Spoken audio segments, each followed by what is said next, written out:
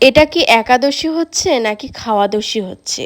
অনেকেই এই ভিডিওটা দেখে এমন মন্তব্য করতে পারেন। একাদশী প্রসাদের ভিডিও দিলে এই কমেন্ট আসবে না তা আবার হয়? হরে কৃষ্ণ এভরিওয়ান, আমি রাধিকা আর আজকের ছিল শুভ ইন্দিরা একাদশী। আজকের আপনাদেরকে অনেক অনেক একাদশীর প্রসাদ দর্শন করাবো, তাই ভিডিওটা একদম স্কিপ না করে সম্পূর্ণ দেখবেন। হ্যাঁ, আপনারা এই যে বড় বড় গামলা বালতিতে যে এত প্রসাদ দেখছেন, এগুলি সবই কিন্তু একাদশীর প্রসাদ। এই ছবিটা দেখে কেউ চিনতে পারছেন? হ্যাঁ, এটা আপনাদের সকলের প্রিয় সুলভ প্রসাদাম হয়। আমাদের ছোট্ট প্রভু কিন্তু একাদশী করেছেন, উনি প্রসাদ না পেয়ে আগে সকলকে প্রসাদ পাওয়াচ্ছেন। প্রধানত আজকের কিন্তু একাদশীর ফিস্ট ছিল, কারণ যার কথা না বললে অসম্পূর্ণ থেকে যাবে।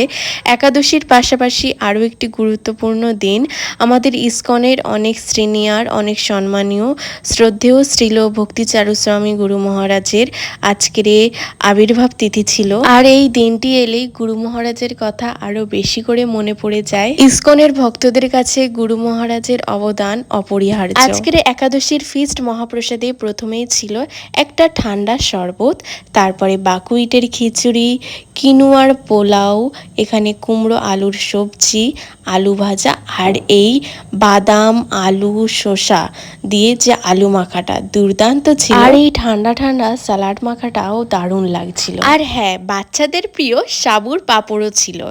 তারপরে চলে এসেছিল পনির সবজি। পনির সবজির মধ্যে ছিল পেঁপে আর ফুলকপি। অসমের ফুলকপি একটু বেশি সুস্বাদু লাগে। আর একাদশীতে আমি প্রথমবার একটা ইউনিক জিনিস খেলাম, সেটা হচ্ছে এই চাটনি। এখানেই কিন্তু শেষ নয়, এরপরে পায়েসও ছিল, যেটা আমি নিইনি। এই সমস্ত প্রসাদই কিন্তু একাদশী ইনগ্রিডিয়েন্টস দিয়ে করা হয়ে থাকে। একাদশী নিয়ে যার যা প্রশ্ন আছে মন খুলে কমেন্ট বক্স ভরিয়ে দিতে পারে। একাদশী মহাপ্রসাদ কি জয়।